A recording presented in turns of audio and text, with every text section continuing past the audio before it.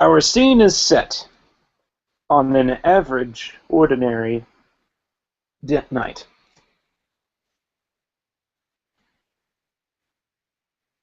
It opens at the Lord and the Lady Motel, where one Mortimer Fitzgerald turns around in his slumber. As his mind reels with nightmarish portents, the sun, now setting, begins to rouse him from his tormented slumber.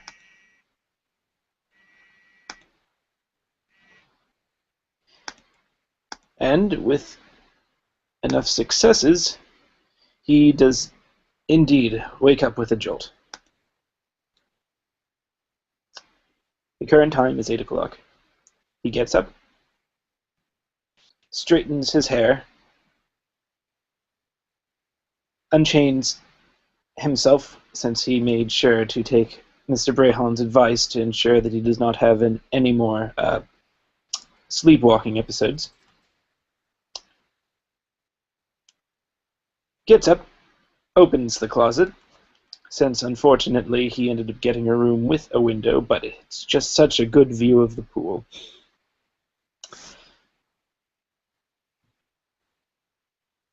After quickly making sure that he looked proper and, of course, was properly dressed, he exits the motel and steps out into the night. The current time is 8:15 down out of the hotel and to the bus stop, where he is planning on heading towards the Black Dog bookstore, where over the past several nights he has been setting up signs showcasing that he was going to be starting a book club there. While in the lobby, he runs into Joshua, who seems to be a little bit distressed. Joshua approaches Mortimer. His hair is disheveled, and he's got, basically, looks like he's been fretful for the past couple of nights. First thing he says to Mortimer when he sees him is, "Hey, Morty, I really need to talk to you. I think I might have a little bit of a situation." You don't say. Well, that's bad news. What's up? Yeah. Well, I don't know. Might be nothing. But the other night, I was trying to get acclimated to the city. I've been trying to figure out how to get a hold of the prince, and, well, bumped into a mortal, preacher kind of man. He said that he knew what I was. Maybe I might have been nervous, but then I was a sinner. So. Oh. But something just doesn't add up. You know what I'm saying? Mortimer actually laughs at this. Oh, my friend. You're going to run into a lot of people like that in the city. Unfortunately, New Sarum has somewhat of a... Well, should I say, this district of New Sarum has somewhat of a homeless problem. They're just unfortunate souls who have gotten sidetracked in life, and they're to be pitied and looked after. Next time you run into this man, just give him some money and tell him God bless him or whatever. That should probably much fix the problem. As he sort of dismisses the whole thing. Clearly this doesn't ease Joshua's mind, but he goes along with it, not wanting to cause any ripples just yet. All right, buddy. I think I can handle that. So, what are you up to, Modi? I am actually, as he looks at his watch and sees that he is running a little bit late, I'm on my way to the bus. Care to walk with me? Oh, yeah, by all means. I don't have much going on right now in my own life anyway. All right. In that case, they step out of the hotel and walk towards the bus stop sign that is located a few blocks away, and they discuss about recent events. Mortimer tells him about how he was able to first get into contact with the prince, and about good methods upon which to get in contact with people. He highly recommends getting a phone, but understands why he's not been able to do so yet, and will say that they do have stores in certain parts of towns, and that Perhaps later on in the night, if he has some free time, perhaps they can go down and pick you up on the phone. He will share with you contact information with the Prince, the Primogen, and several other members of Clan Toreador in case you haven't gotten them yet. And will say that if you need any assistance, feel free to call them, although I would be a little cautious around one Mr. Rojas. He's especially eccentric for their clan. Well, I'll have to take your word on that, Morty, because from what I could tell, there's no such thing as normal for that clan. You may have a point, as they're now at the bus stop, and luckily he's able to make it. Well, this is my stop. What are your plans for the rest of the night, Mr. Smith? Oh, I think for the rest of the night, I was probably going to stop by the library and pick up some more books on the 20th century, try to get caught up on the modern times. Oh, you don't say. Well, in that case, would you care for a bus ride with me then? I was heading there myself. I'm starting a book club. Well, yeah, that sounds mighty fantastic. All right. And so he will pay Joshua Smith's bus toll, which you would probably find exorbitant since you're still getting used to the inflation of this time period. He says something under his breath behind Morty as he grabs one of the free seats. Mortimer will try and catch up and see what it was that he said. This will be perception plus alertness, I'd say.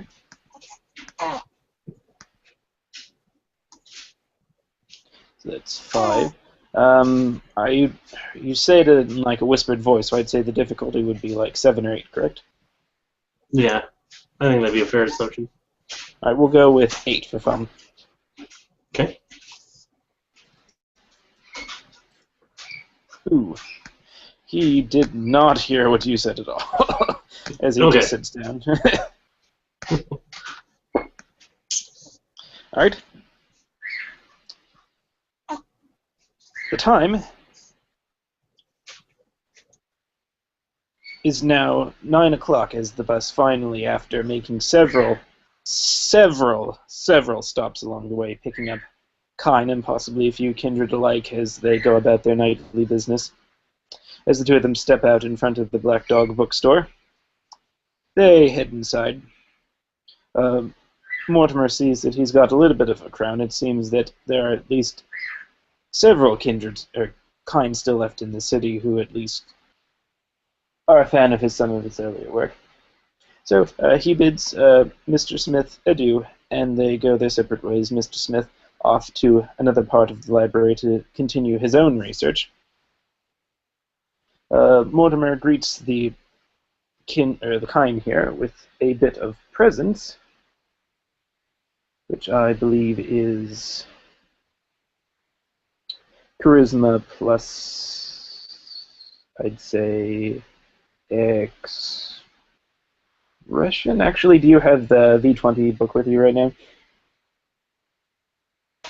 Unfortunately, I don't, but I can go grab it real quick. Yes, could you do that for a second? I'm pretty sure it's charisma plus expression, but I'm not entirely sure. All right. Be right back. All right. In the meantime, he will discuss the books that this week they are going to be studying, which is a book series that was recommended to him by one Miss Tavalaris. He will probably get a couple groans in the audience as he says that he's never read the Star Wars Expanded Universe. They shall be discussing the book series pertaining to the Sith Academy. And as the night begins to go on, there's many different discussions that go up. They read several passages for it, sort of going paragraph through paragraph, one after another in a circle. He's got about 4 to 5 people with him here. He's not sure how many will come around for next week, since going to a book reading at 9 o'clock at night isn't exactly the best thing most people of the town would do with their time. But this is not the point of these exercises. The point of this exercise is he's trying to get these mortals acclimated with his presence. For Mortimer has much more sinister idea for what to do with these mortals, as he himself is trying to gain a small following Hopefully he'll be able to someday have as loyal a herd as Calliope does with her waiters and waitresses and performers at the cabaret. But for now, Mortimer is starting small, and it shall be an uphill battle since he must constantly battle against the eerie presence that exudes him and warns the kind of his true nature. And since Steve is not back yet, we'll continue with the scene, and then we'll just do the roll a little bit later on. At 10 o'clock, he looks at his watch again and calls the book club adjourned and says to meet not tomorrow, but the next following night, as he tries to do the book club every other day. And he begins to head out to the bus, since now it is about dinner time himself, and he does not want to risk getting so low on blood with a herd that he is just starting to cultivate. So he heads to the only place he knows where he can get blood for cheap and for free, and that is the Looking Glass Cabaret. At 10:15 he catches the bus, and after about another hour he finally arrives at the cabaret. And it's a normal night there. Since it's 11, there's still a good sizable amount of the kine around, losing themselves to the music, dancing to the throbbing bass, the swirling lights, the changing colors, the shifting hues. But he is not going to risk hunting tonight. He is going to go straight to the bar and ask for some of Stanhope's fine brew. After getting his fill and recovering the blood point that he had lost for his attempted presence, which we shall be learning about probably at the end of this, he sort of looks around and begins thinking about much more pressing matters. And that is exactly what his plans are for the week. He still needs to catch up with his coterie, Miss Maitland and Mr. Crown. An idea is starting to come to him since he's been riding the bus for a while. Perhaps they should look towards installing her, at the very least, if there is not, buying up the security cameras that might be installed within buses, so that way they will be able to monitor, or at the very least get facial pictures of each person who uses the bus system. The bus system, as he thinks, is not as widely in use today as it was in the nights of yore. But he still thinks that it will be decent, since the bus is certainly a great way to lose people's faces in a crowd. And it was charisma performance, so actually this would be a dice roll of 5 for me, not 6. So we'll get that out of the way now.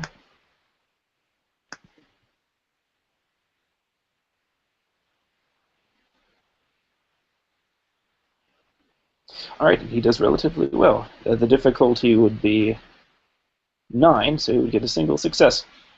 So he's starting to slowly but surely get maybe like one or two people every single night that he does the book club, except the days where he fails horribly.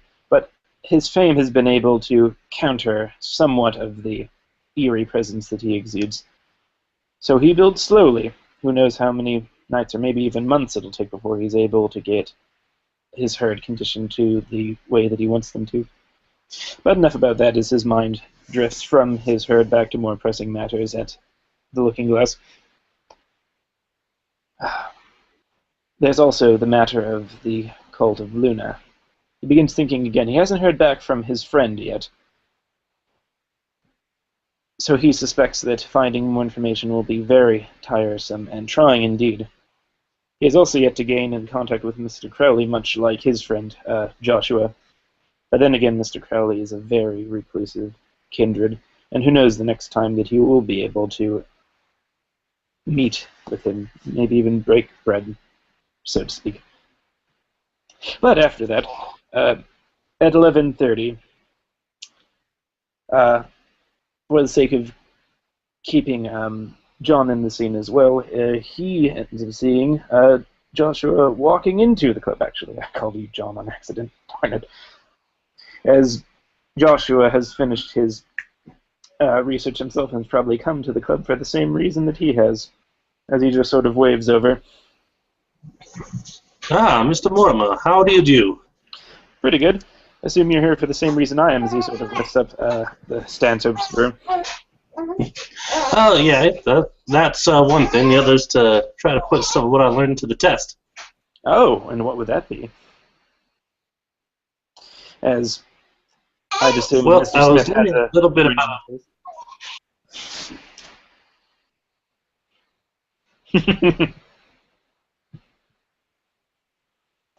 All right, as Mr. Smith will begin to tell Mortimer about some of the things that he has been researching and learned at the Black Dog while Mortimer was discussing the finer points of the Star Wars expanded universe with his growing herd. Babies.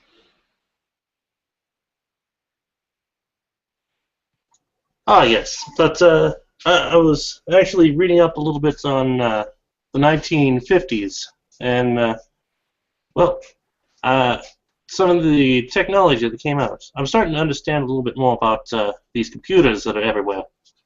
Quite a fascinating little machine there. Oh, yes. It's And revolutionized the world to some many degrees. I'm still stunned how the kind were able to make something as big as a room fit right into the palm of your hand. I know, right? I'm starting to think we might be getting left in the dust, Mr. Mortimer. Maybe. But the kind has its own forms of magic, and we have our own, as he says with a wolfish grin. Well, true to that, true to that. But I figured I was going to try to mingle a little bit, see if I could use some of the more modern vernacular. All right, this I have got to see, as he just sort of takes a good vantage point over the dance floor as he watches Joshua go to work. Okay, so Joshua is going to try to do a role. I'm assuming this would be a presence as well. Am I right? Yeah, it would be Okay. awe, so it would be the same role that I made. It would be charisma plus performance. Okay, and new to this system, what would I need to know for gauging successes and failures? All right. The default difficulty is always 7. Certain situations decrease the difficulty, like, say, if people are drunk or they already like you from before, like, hey, Mr. Smith's cool, or it could worsen the situation, say you go into a room with people who hate you. Like, for Mortimer, I had to roll 9 or better. Okay. So I'm probably going to be able to do, like, right off the 7. So let's see here. Like, Sorry, I don't have definitely my... 7. Okay. So charisma and my performance. Well, it's not bad, I don't think. Did you roll on the dice stream? No. I'm still trying to figure out what I'm supposed to roll. So Okay. it would be...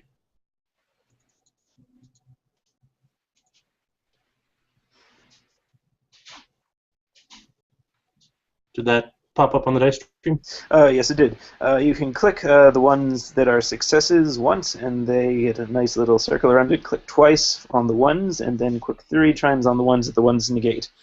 So you got 1, 2, 3, 4 successes. Very nice. You got at least 4 people just sort of fascinated with you right now as they succumb to your awe.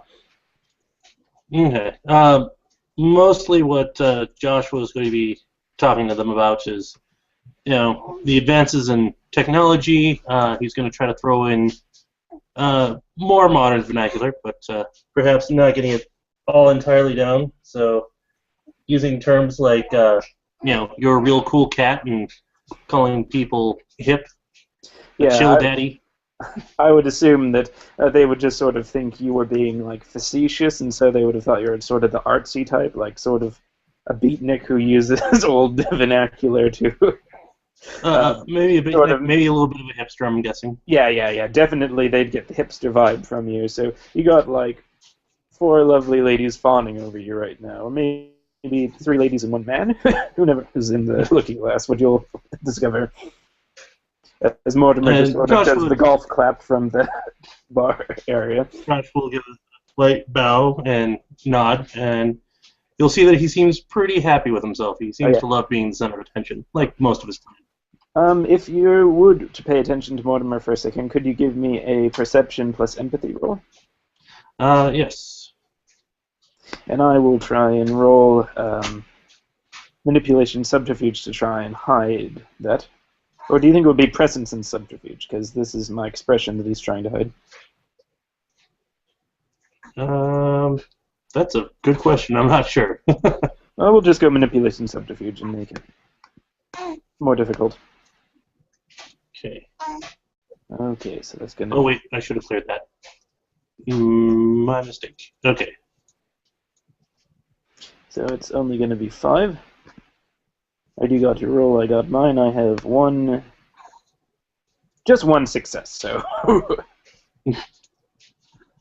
And it looks like I have 3, correct? Oh, we're counting 6s. In that case, I have 2, so you still beat me. So, yeah, you can actually tell that Mortimer is really envious of how easy it was for you to get 4 people in your awe. Like, you can probably tell that he's been having not that type of successes in a long time. Like, just the way you're able to just sort of smile, even though you're, like, from the era of the Great War, you just be like, hey, and then everyone's like, oh, he's so dreamy. He's like, Josh was a pretty empathic character. When he looks over at Mortimer, I'm going to do an empathy check just to see if he catches on to how the fellow might be feeling. Okay, maybe I'm not that empathic. It's all good. 1, 2 successes. Oh, yeah, in that case, yeah. So you're trying to just be a bit empathetic. So you just sort of Josh give the... Oh, no, keep going. So Josh was, talking, mingling, and basically we'll look over at Mortimer, seeing that he looks a little bit flustered, and very politely break away from the pack that he's kind of developed around him, and, hey, Morty, why such a glum face? Like, oh, what? Oh, don't mind me, since Mortimer is polite to a flaw. No, keep going. You're doing fantastic. Give you a couple more nights, and he will be pretty much indistinguishable from most of the people here. This is very good. Well, that's the plan, anyway. As he'll smile again. Alright, what does Mr. Smith do next? Mr. Smith will probably spend the remainder of the night chatting it up with some of the mortals, and then probably asking around town if anybody knows about these street creatures and how they deal with them, because this really has him kind of perturbed. Oh, that is funny. You're going to be getting a lot of weird looks. That's fantastic. So, until about 1 o'clock, Mortimer will just sort of hang out with Joshua and probably talk over some things. Mortimer will probably have many questions about what the party scene was like back during the Roaring '20s. Josh was actually going to say, hell if I know. Well, I missed the 20s, and it sounds like I really missed out on something great there. Oh, that's right, as Mortimer totally forgot the years, because despite he does have a decent grasp of history, he's still dealing with his frustration of how he was only able to ensnare one person while you're just able to ensnare 4 in a single go, as he shakes his head and does ask, what was the party scene like back in your day? Oh, well, I could tell you nothing like nowadays. When most of us had a party, especially out Denver way, it was mostly barn dances. People would come from miles around. It would be very much, I read this, they called it BYOB in your time, I believe. Folks would kind of bring their own food, accoutrement, maybe some alcohol for libations, and you would spend your time dancing with your sweetheart or trying to find one. Oh, that sounds fantastic. As he just sort of looks around. It has a real sense of community. Like, the reason why clubs are so great for our particular family is because people come here because it's so impersonal nowadays. As he just sort of goes off into his own idea of what that sort of gathering must have been like, but then sort of smiles and notices the time and is like, oh dear, I gotta catch the bus home. It was a delight hanging out with you tonight, Mr. Smith. Do keep Oh, in touch, and I thank hope you you very were much, able Mr. to Mortimer. deal with your hobo problem. Yeah, maybe I shouldn't let it get under my skin. There's just something about it rubs me the wrong way. Oh, you know those religious types always uh, shouting doom and condemnation to people. Oh, but I really must be going. And so he gets up Yes. and politely bows and heads out the door. So at 1:15, he is able to barely catch the bus back. It takes another hour to slowly grind its way through the city, stopping at every single place along the way, picking up more and more colorful characters as only the rarest creatures venture out this late into the night. But he finally makes it back to his cozy little hole in the wall at the Lord and the Lady and begins to settle down for the night himself. He checks his own phone for some recent events that might have happened around the city, checks the Harpy network, the text messages that have been flying back and forth amongst each other, and then begins to think about what other things he could plan for the following night, at which he sort of ends up getting exasperated and starts planning about how he can make himself more appealing so that way he's able to get more successes the next time he tries to use his disciplines on people. And then finally 3 o'clock rolls around, it's almost time for bed, and it is only like a true writer and most artists of the day and era, it's the moment right before you need to call it for the night that the greatest ideas come for. So he pulls out his pen and paper, and he begins to write. He's gotten very far these past following nights and is already on chapter 7 of the book that he's writing, and he's very proud of his work. Given a couple more nights, he might actually have the first draft ready. He's thinking about running it by perhaps Laird, maybe even Mr. Stitches. He had a definite fondness for the arts. But finally, it's 5 when he finally pulls himself out of his Toreador stupor as he realizes that in the moments he was caught in his art, time had just slipped by like so many grains of sand through the clenched hand of the person. And so he scurries off to his closet, handcuffs his hand to the railing where the coats would be, and grimaces as he slips back into restless slumber once more.